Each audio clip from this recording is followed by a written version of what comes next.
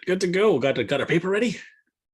Yes, our non-paper paper or Non-paper Google paper? paper. Here we go. Google Paper it is. Bring it.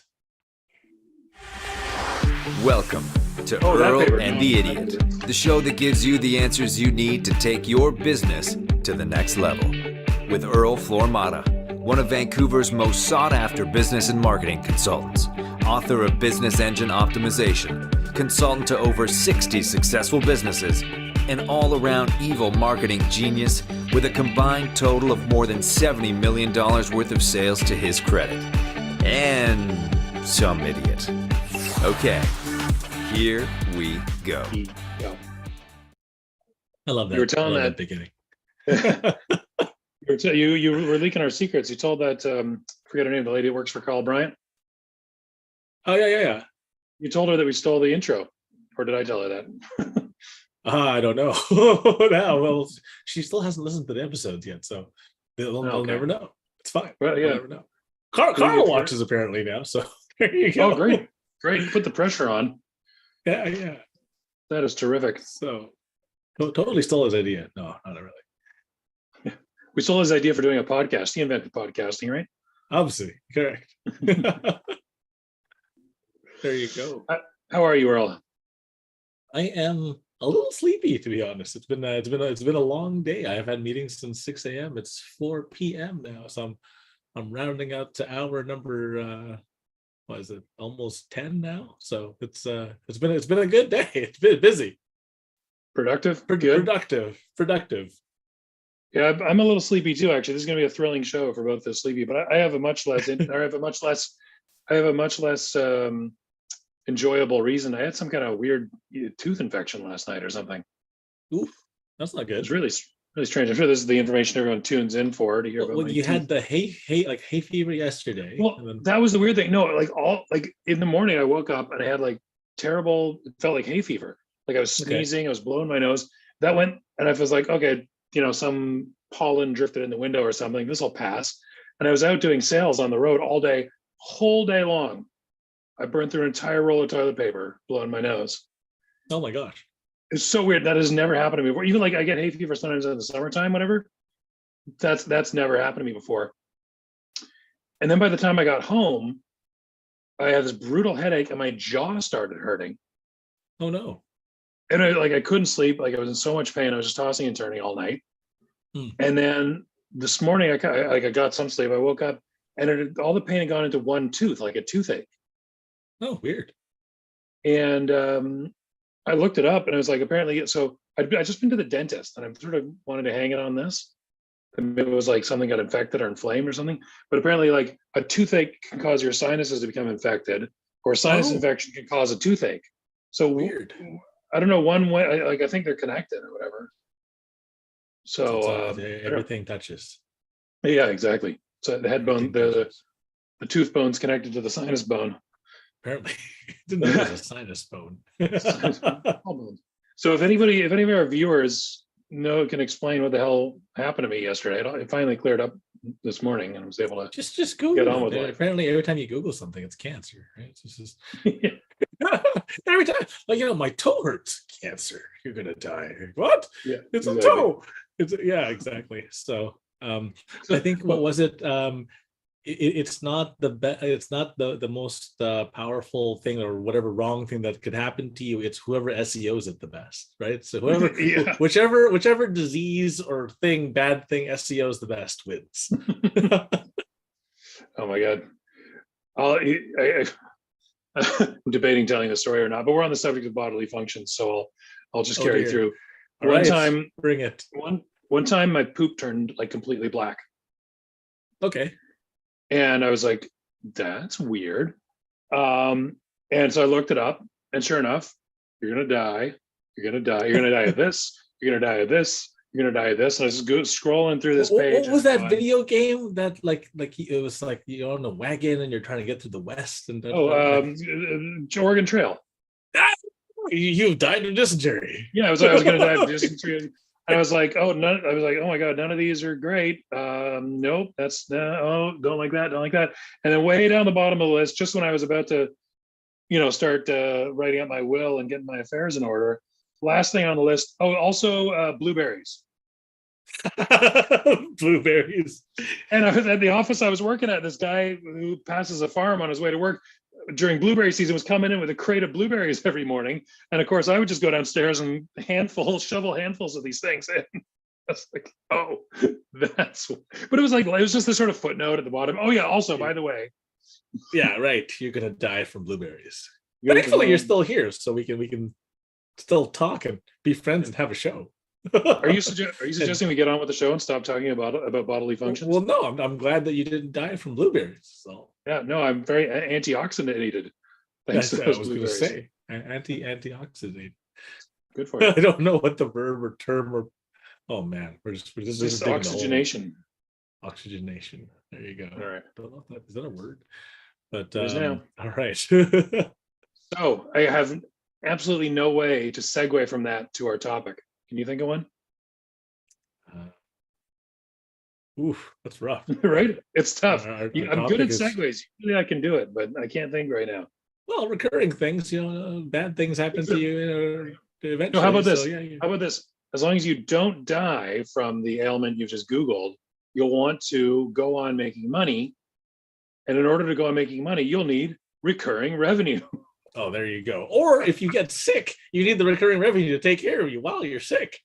Even better. There you go. That was my take at it. Good. No, it's so there's a good way to introduce the topic at hand. Recurring revenue. We're talking about recurring revenue.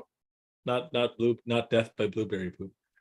Yes, exactly. Mr. Kiyosaki, Robert Kiyosaki, and the recurring revenue.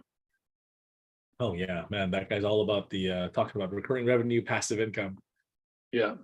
He talks about it was. I almost feel like it was like the popularity of that book made it a fad for a while. Everyone was talking about this all the time, and I feel like it's fallen away. Do you think that the not that it's not a popular idea anymore, but the kind of everyone wants on board has died down a bit? I think it's just people get distracted by stuff, right? They just everybody is distracted by the flavor of the month or what the new kid on the block is selling, or whatever it happens to be. Like, so after Kiyosaki was the top of the heap, then it was the 4-hour work week. Everyone wanted the 4-hour work week, and then after that, everybody wanted whatever else was the top selling Bitcoin book at the time. Bitcoin came up. Yeah, Bitcoin and everything else. So there you go. But recurring revenue is still kind of the king of the castle, man. It's probably one of the best things in business ever. All right. Well, let's define it for our viewers and myself as an idiot. What is recurring revenue? How is it defined? So recurring revenue is work once, get paid many. Right. That's my favorite way to look at it. You do something once and you get paid for it forever and ever and ever. So an example of recurring revenue that people could be kind of familiar with is if you write a song, and if anyone ever else licenses that song for a movie or a video or whatever, then you get a piece of the money that song makes forever and ever for ad infinitum, right? Like Happy Birthday. I can't remember who owns Happy Birthday, but I know somebody does, but everybody rips it off because everyone sings. Nobody does anymore. Warner Brothers tried to claim they owned it. Oh yeah. I think Warner Music or something tried to claim they own it, but a judge recently finally struck it down and said, no, it's public domain. So they can sing Happy Birthday in TV shows now. It's public domain now. So, but that's not recurring revenue. That's the opposite. So, okay. That's the opposite. So recurring revenue is, again, stuff that recurs, some stuff that comes back, right? So there's a couple of different kinds of recurring revenue. There's if you want to delve into it, the types of recurring revenue, there's stuff that you do where you do something and people come back. Like something that could be a simple recurring revenue business is a yoga studio. Why is it recurring? People just take one yoga lesson and take off and I know yoga now. No, it doesn't work like that.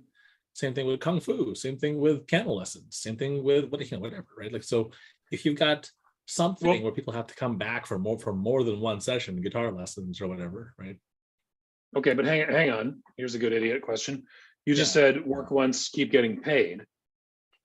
With the yoga studio, you got to keep that yoga class. Now, of course, there's the great fitness gym model where you sign up for a membership and stop coming and keep paying. That's a good model. Yeah, definitely. But gym. Just think about it though. If you build a business properly, right? A real business, means that you're not in it. Mhm. Like a real business. So if you have a yoga studio, if you're the one doing the yoga classes, do you have a business or do you have a job? Right. You're an employee. Right. But if I am a yoga studio owner and I own a couple of yoga studios and the work is bringing the clients in. So I bring the clients in once, as long as my staff, as long as the team keeps the place clean, keeps the place, warm and toasty for that hot yoga lesson. There you go. And does a good Right, job so getting people all, In this instance, the work once and keep getting paid is the work is get the client.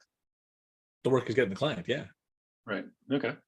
Right. So there's All right, lots what of other- ways to slice this one up, right? There's tons and tons of ways to set up recurring, right? And so there's stuff that you do and stuff that you have but don't need to be present for. So stuff that you do, you could be running the lessons yourself. You could be running a mastermind, group training, associations. You could be doing all sorts of stuff that you do, and it's recurring because people pay their membership dues and they keep coming back, right? Running a board of trade, running a chamber of commerce, running Like guitar lessons. associations for whatever, or guitar lessons, or harmonica lessons, right, or whatever. Right? I guess Right. you could teach people harmonica. So Who's that guy who wanted me to give him guitar lessons and we lost touch somehow? I don't remember now. You remember that guy? I do remember He someone lost his mind when he found out I knew how to play harmonica. Jason. Jason, what was the Jason what? Jason. Shoot, I forgot which Jason it was now. All right, well, tell him. We'll see if we can figure it out afterwards. I gotta look that guy up. I think I owe him a harmonica lesson.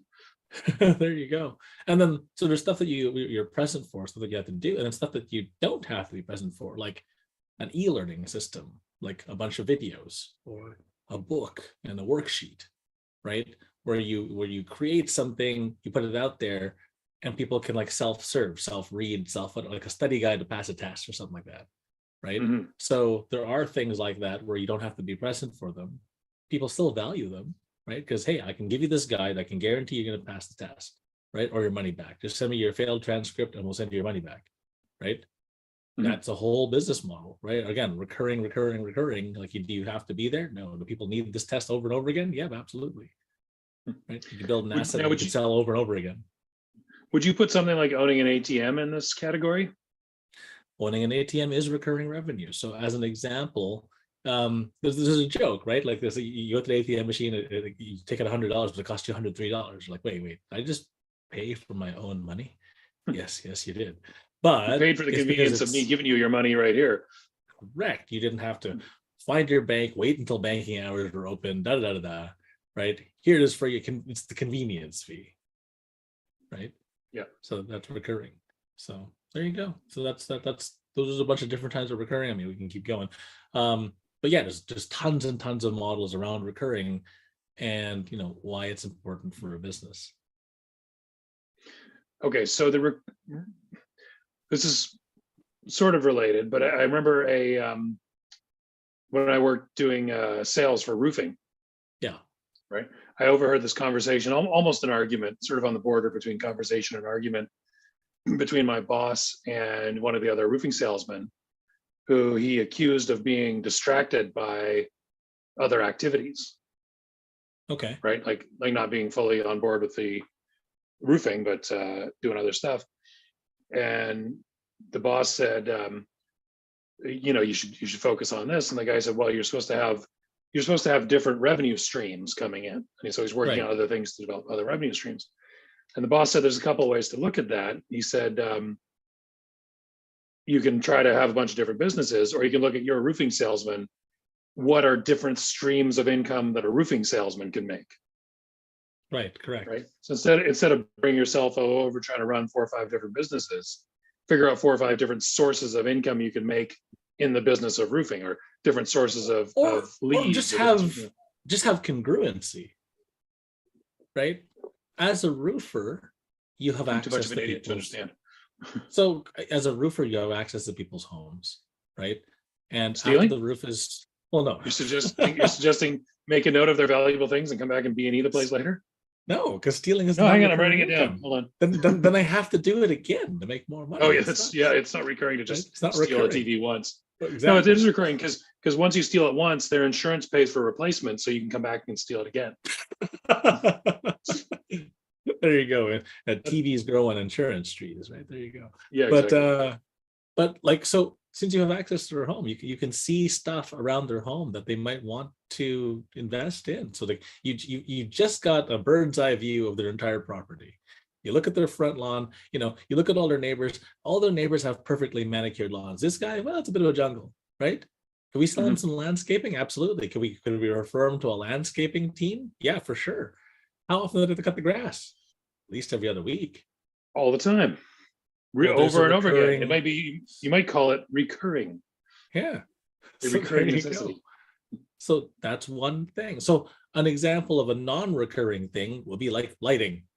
Like once you have the lights on the roof and they're LEDs and they last for freaking ever, right? Mhm. Unless the hurricane or the thunderstorm blows them away, or like random flying cow destroys it, then Mhm. they don't really need to replace lights every week, right? But the lawn, yeah, that thing grows. The trees, tree trimming, another thing that they might want to get, that's recurring, right? You're up there anyways, you're looking around, you see some rats or whatever, hey, they might need some pest control. Pest control is recurring. And like, what? No, it's not. After you get rid of the pests, they're gone. Like, no, they're not. It's real Mhm. simple. There's always one asshole in the neighborhood, right? Who didn't get it done, right? So everybody gets the rats done except for that one guy. You know how fast rats multiply? For the one guy who didn't do it, well, there's a million rats again, right? Give it a couple months and bam, they just reproduce like crazy. So Or what you happens is that catch the rats and just let them off at the neighbor's house and then leave a flyer at their door.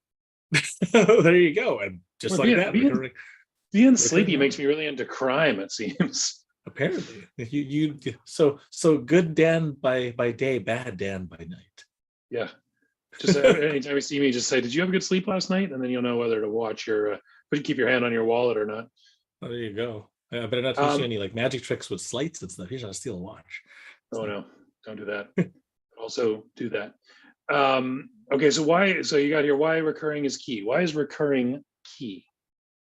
so most people they want to be in business for the long game, right? They want to be around for longer than a week. They want to be around for longer than a month. And typically, like your small business is, what is it? Something crazy like an 80-90% failure ratio over 5 years, right? Mhm. And it's because people don't think about the long term. They go, how do I make a sale right the hell now? So we can pay the rent right the hell now. So we can pay the staff right the hell now. But they don't think about the long term effects, right? And Mhm. it's cheaper acquisition over time because it costs a lot of money to get people to come to the store. It costs a lot of money to get people to come through the door. There's acquisition costs. And if you think about the long game, right? If I can get someone to come in and they trust me enough to buy something, they're probably going to want to buy more stuff. So why don't we sell stuff that's recurring? So I guess Carl on a show always talks about it's almost better just to give away the dog and sell the dog food, Mhm. right? So, but then I countered that with, well, technically I did the math and it's cheaper just to buy more goldfish than it is to feed your goldfish. The goldfish are so cheap. You could, anyway, don't do that. Please don't do that. Like you feed your fish. Yeah.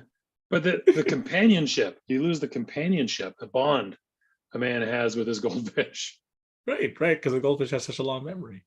So Mhm. anyway, back the long game. So it's just, you want to build a business that you want to own forever, but you can sell tomorrow, right? So that being said, if you want to be able to own it forever, recurring is super awesome because then you have clients who come back smiling because they know that they're going to get good service, good product, good whatever. And depending on the way you set up the recurring, you don't necessarily have to be there, right? Okay. So this is recurring. So you want to, whatever business you're in, whatever business you're doing, you want to set Yeah. up some part of it to be recurring in some way. Well, here's the crazy part. It doesn't even have to be you. It doesn't even have to be you that delivers the recurring part. You Okay. can just be the person who refers them to a recurring part and get paid for that recurring, depending on how you negotiate your contract, right? Okay. So there's the guy who digs holes.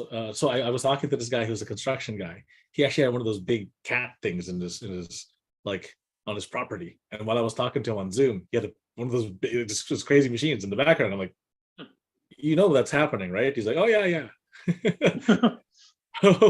He was like, yeah. Well, the only reason why I'm not driving that thing is I'm talking to you. Like, oh, okay, gotcha. Right. So my assistant's doing that. I hope he doesn't break everything. So, and so the guy who digs the holes for the pools, right?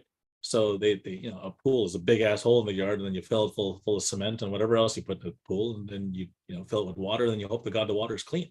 So the ongoing recurring portion of pools is the maintenance of the pool and the chemicals that need to go in the pool to keep the pool clean, right? Mhm. And so we were doing the math, right? And the pool guy has been doing this forever, like forever, long time. He Mhm. would make just as much, if not more money, had he sold chemicals to all the people for pool cleaning or pool cleaning services Mhm. to all the people he's dug the holes for. And let me tell you, selling the chemicals for the pool is a lot easier than the back-breaking work. I've watched them do this. I was just like, wow, that's tough. That's hard work. So, yeah, you get a bunch of money for digging the hole the first time, one time, right? But how many pools can you sell somebody after you have to buy the first one? Like, well, that's it. There's no real upsell to a bigger pool, or that they get a bigger property at that point. So, selling the chemicals makes absolute sense, right? Right. So, okay, I got to go on a total digression here. You just made me think of something that I had to bring up because it was so awesome. So It's random nothing to pool do with what guy? we're talking about. Okay. No, not random pool guy. They digging a hole. Okay. And this is strictly for the guys. Ladies, if you're listening, just you can Tune out for a second. tune out for a second here. I was going for a walk today down in Port Moody, Yeah. and they were dredging the sand out of the boat launch. Hmm. It was the greatest thing. It's a barge. There's a big barge for the sand, and then Okay. this giant crane on its own little barge, and we got to watch them maneuver it into place. And then they have 3 pylons that go doosh, doosh, doosh, and fix it in place. This huge scoop was the size of like a Volkswagen Beetle, the scooper. Okay. Splashes into the water, comes back up with a giant mound of dirt, and then dumps it out into the barge. Yeah. It was fantastic. It was just great.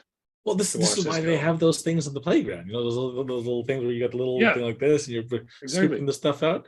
And you never see girls playing that. There's always some dumb guy like, I moved the sand, right? And it's just And then I used to get really annoyed we're by simple those things. creatures at the end of the day, right? It's like, Exactly. How is I this used fun? to get really annoyed by those things though, because after a while you figure out, you can only, the way it's rigged up, you can only dig sand at one sort of degree radius around the thing. So you end up with just this trench all the way around you, and you can't do anything creative. You can't move it here, move it there. There's just one spot you can dig it out of.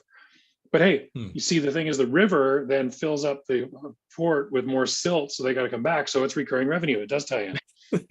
Oh my God. recurring silt revenue. There you go. Yeah. Plus the river the just keeps bringing more silt. So what about people that are not business owners, but they're just employees? They're in a cubicle writing TPS reports. And what can they do to add a little bit of recurring revenue to their lives? What sort of avenues are open to them? So I literally just got off a call with a group. They're actually just employees of all things. And what they were doing was they started banding together, and they started building a site around hobbies. And the hobbies, everybody was kind of interested in these particular hobbies. So it was like badminton or something like that. And because they were interested, they started building this content around it. Like, here's how to do this kind of shot. Here's the best kind of thing for this. Here's the kind of nets that we use. Here's the rackets we use, blah, blah, blah. So, and what they did was they started using affiliate links. And those affiliate links, because they're producing this content, that content's going to live there forever, right? On the internet. And as long as people are looking for it, if they want it, they click on the link. Every time somebody buys something from that link, you make money.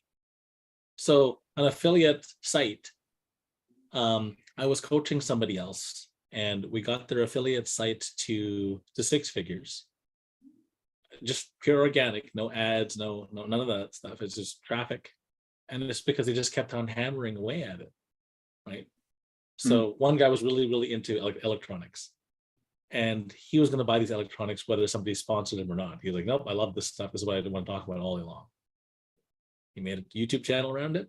started talking about all the electronics he was looking into. He talked about the research he was doing to figure out like what headphones to buy. I don't know what headphones to buy. I just look at my audiophile friends and go, which one did you pick? Because I know they poured hours and hours and hours of research into this. And I just show up with my bag of money and I go, okay. And now I have the same one. Right. So there you go. Like, and so in terms of like research and know-how, I mean, anybody can build something where they're an expert in, whether it's a hobby, whether it's, you know, something like, you know, you want to do later on, it's a skill set. Like there's one guy who has an affiliate site based around training for engineering exam, right? There's another one who has an affiliate site based around training for the realtor exam to become a realtor and sell houses. Right? That guy doesn't have to show up. He just has to make sure that the exam questions and the study guide are up to par, up to date as to whatever the new questions are, right? And it's a simple money back guarantee. You didn't pass, send me your failed transcript, I'll give you all your money back. That's it. There's recurring because people want to become a realtor all day long. Because why? They all bother me and they follow me all where I go. So, want to buy a house? Want to sell a house? Want to sell your house? No. Why? I live here. Not ready to move. Yeah, I'm comfortable. Got my bed. Okay, so it says understanding LTV and AOV. So LTV stands for lifetime value LTV, and AOV stands for average order value.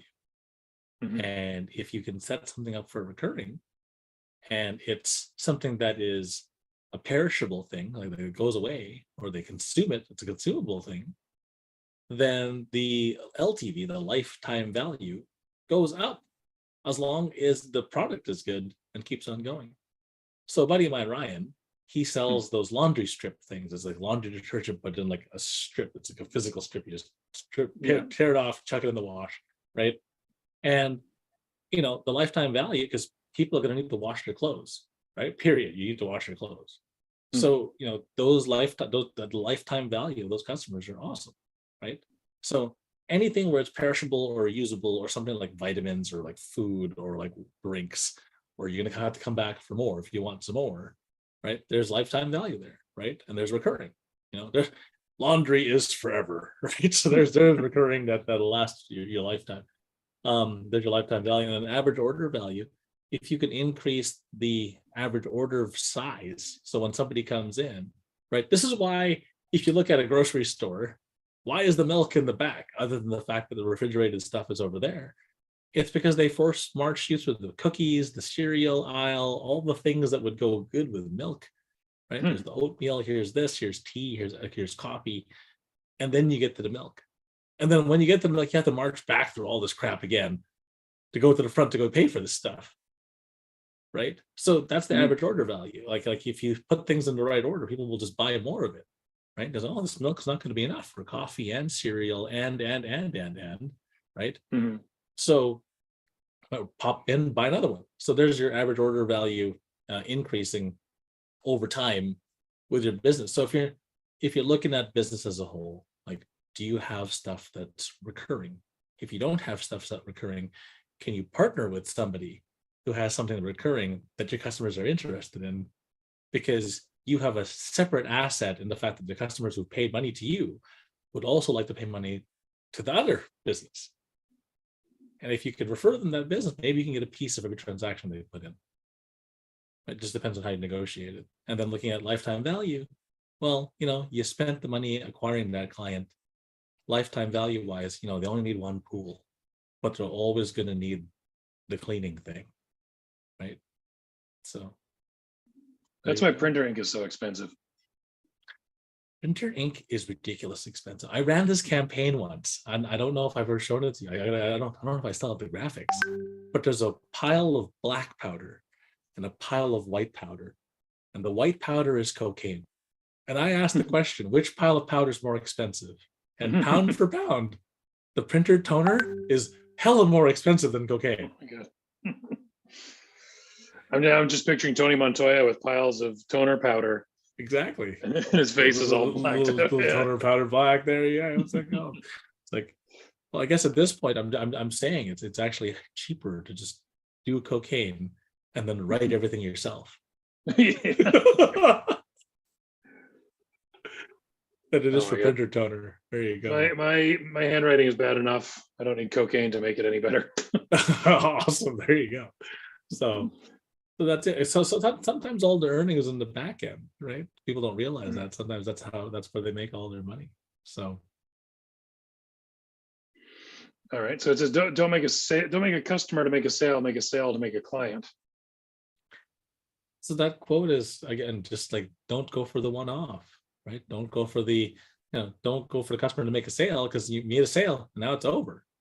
Transactionally, we're done, right? If you make a sale to make a client, now you got someone who'll come back for more, someone who wants to build a relationship with you, someone who wants to see you, like as their vendor, supplier, whatever, right? Mhm. I'm friends with most of my vendor supplier folks, right? I talk to them. It's like, oh yeah, this is the guy who does the website stuff, and this is the guy who does the whatever stuff, right? And so, here's the hosting guy, right? And so, you make friends with some of these folks, right? I used to work at a registrar, like a million years ago, right? You know And what? then I made friends, a registrar, the place where you register your domain names. Oh yeah. And then I got to meet people in the registrar business, and I'm friends with a bunch of people who own registrars, right? So on the yacht the other week, like a week ago, there was a registrar owner on the boat. Oh, Didn't know if you knew that. I don't know. I guess I missed meeting him. I tried to meet everybody there. So, oh no, there was like 100 people on the boat then. It was a busy day.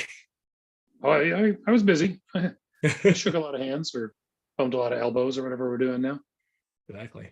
So there you Have you go. noticed So that? Have you noticed that handshakes aren't a given anymore? it's weird. It's a weird thing, there was a right? bunch of funny videos where like, okay, what do we do? Do we fist bump, elbow bump? Do we just bow at this point? We're all Asian now, so Why not? It's respectful. But there was a really funny video where this is how you greet people in America, and they did a big high five kind of handy thing, and this is how you greet people in Korea, and they bowed. And then what happens if a Korean meets an American? The Korean's bowing, the American hits him in the head. It's just, Smack. it was hilarious. So like, oh yeah, Yeah, I just thought it was interesting. Now it's like the moment, as a person who's worked in sales, you have that rhythm of like, all right, and now we're shaking hands and blah blah blah, and now we're done and we shake hands. Like you got that circuitry, going on. built in, And now absolutely. it's like that moment has, and you feel that moment where you both are sort of look down at each other's hands and see if the other guy's gonna move, and like, are we shaking hands or not? You know what I mean? It Sort feels of like the old west. You're sitting there like draw. yeah. Yeah, I can't whistle. No, I whistle. Hang on, drink some water. Your whistle is broken. Why can't I whistle? I'm gonna have to have Lily guest appear on the show so we can make her whistle. That's weird. Yeah, teach her how to whistle. Teach her to whistle the Good, Bad, and the Ugly theme song. Oh geez. I don't know. She's an old bird now. She's 21 years old, I think. So Is she really? Oh my god. yeah, I'm not sure she'll learn new songs, so we'll see. Maybe building a brand around her isn't the best idea. Maybe wait for the next one. Or just name the next one Lily 2. Lily the second. Lily, the second of her name. That's right. Breaker of bread. Since I don't think the bird can break chains. Anyway, so Yeah. Chomper of fingers. there you go. Whistler of tunes. Whistler of tunes. I love it. I'm stalling a little bit because I feel like we're kind of early for the hack of the week, but we've come to the end of our notes. So Well, yeah, no, we should we've just- been going on for quite a while now. It's 4:43 at this point. So yeah. All right. Well, hit the tune then, or the Hit sound the effect. tune. So, Hack. of the week. I go There into we the go. microphone like it's plugged in. Hack of the week. All right. So to figure out recurring, Oh yeah, I people like this always one. have This one's a big Yeah. hit with my business friends that I talked to. Oh yeah, I remember you used this one for some of your clients. So Yeah. to figure out recurring, because people will go, dude, I don't know what the hell I'm supposed to sell for recurring, right? And this worked for so on the Tuesday event where we run this live and people can ask questions live. One of the folks who attended sells wall decals, right? Wall decals. Yeah, so decorative, basically big ass stickers you slap on the wall and look cool, right? Yep. Right. And she's like, okay, well, once you buy the wall decal, that's it. It's on the wall now. Right? What do we have that's recurring? right? And so I asked, well, this is what you do. You list out, who do your clients buy from before you, during your service or your product, and after your service or your product, right? Mhm. And in doing so, we found a bunch of crazy opportunities where, think about it, who has the money to spend on a wall decal, right? Fancy And people. well, yeah, they're fancy. So if they're fancy, you know, who are they? What are they buying the wall decal for? And so we broke it down into interesting demographics. And one of the demographics that bought wall decals were people who were about to have kids, because they wanted to put, you know, the big happy whale or the big, you know, smiling monkey or whatever on the wall, and that's cool and all. So the recurring part came in is when the kids turned into teenagers, and you know, baby shark on the wall wasn't cool no more, right? So they got to switch it up, and they wanted to change it to something else. But then they had, you know, packages to sell to teenagers, and then when the teenagers moved out, and you know, they lived, you know, they moved out on their own. You know, now that room turns into whatever the new room is for the parents, right? So maybe it's another office, maybe it's a rec room, maybe it's a hobby room, maybe it's the painting room, right? Maybe it's the reading room, whatever it is. Then we swap the wall decal out again. So like we looked at it from a time point of view. But the crazy part is when we talked about before, during, and after, everyone's thinking, oh, do a joint venture with a painter, do a joint venture with a whatever. And that Do, made do a sense. joint venture. Do a joint venture with the company that sells the tools to scrape the decal off once it goes Yeah. out of style. Exactly. Then you can swap it out, get the new one. So here's a crazy one that I came up with as a recurring revenue system, you know, while looking at the before, during, and after. So if you look at what is true before, during, and after, people who put wall decals up are fancy, right? So if they're fancy, they must live in a nice place. If they live in a nice place, they probably want to insure it. So them partnering with home insurance, and home insurance is forever, for the life of the home. Who would have ever thought that you could sell more home insurance by selling wall decals? You can now, right? Right? Especially for the people who've been your customer for a long time, right? Mhm. If they've been your customer for a long time, the person who used to deliver their home insurance might have gotten old. Maybe they're retired now. They moved along. Now they need to renew. Where do they go? Oh, hey, wall decal guy, what's going on? Boom, home insurance. And then you make the money on the home insurance every year when they renew it again. And that's crazy, right? Because, and that's what that framework is so good for. Who does business before, during, and after doing business with you? So, and what you got to do is you got to make a big ass list, right? So before, during, and after, make the biggest list you possibly can. Have 3 separate brainstorming sessions. Who buys stuff and then comes to us afterwards? Who buys stuff while they're working with us? Who buys stuff after they buy stuff from us? Okay, cool. And then once you have these lists, narrow it down to what do they have to buy repeatedly? What do they have to come back for again and again and again, right? And then once you have all that stuff, you can also create a bunch of lists of products within Amazon as well. And then your customers who could use something after or during your service or product, just tell them, hey, by the way, people who like this might want to buy this, just like Amazon does. That little silly box on Amazon where, like, if you buy this, people who bought this also bought the following things. I'm a sucker for that. Every single time I'm like, oh yeah, I totally need that. Hell yeah, that looks good too. If you buy them all together like this, and you get shipping. Oh, okay, done. Right?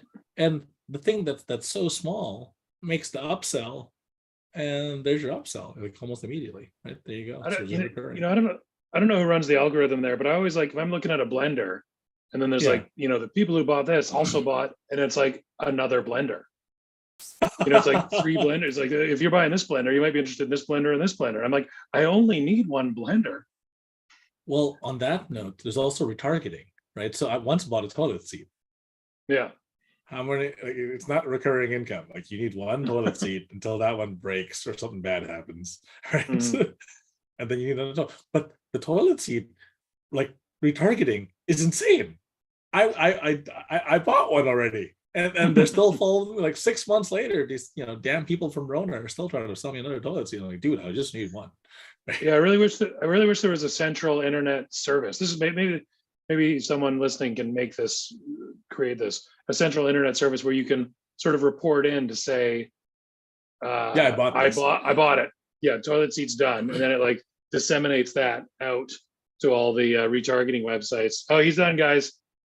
Stop selling him a toilet seat. Start selling him toilet paper. Toilet paper is recurring. Toilet paper is revenue. there we go. I actually saw the light bulb appear in front of you that time. You're like, holy God.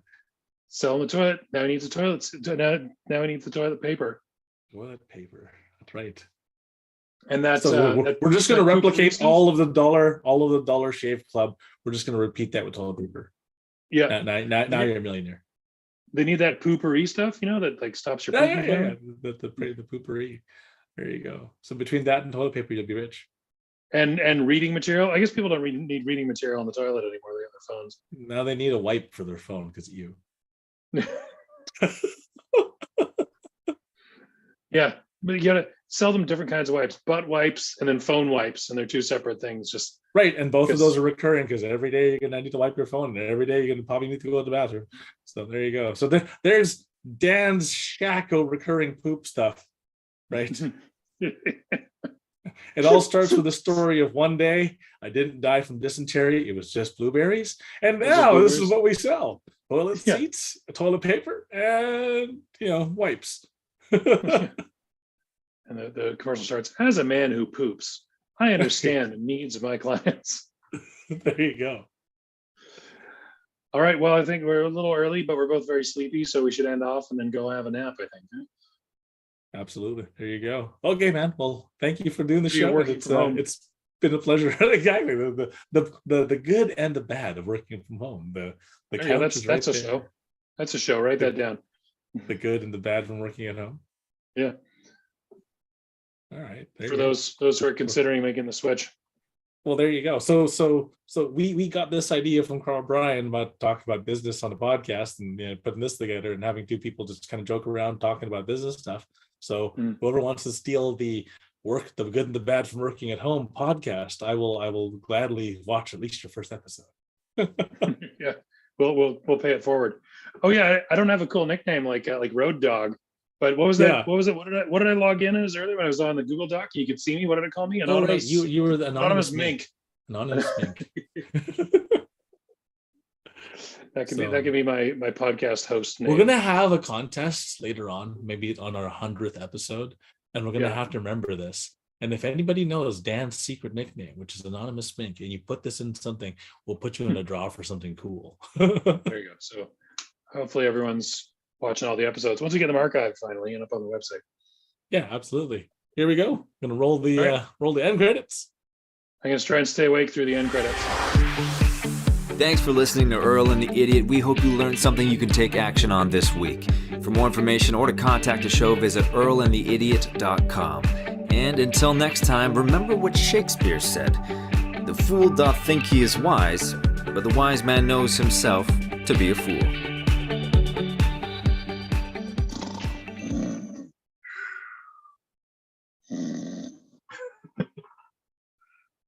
There we go. Did I pop up before you cut out?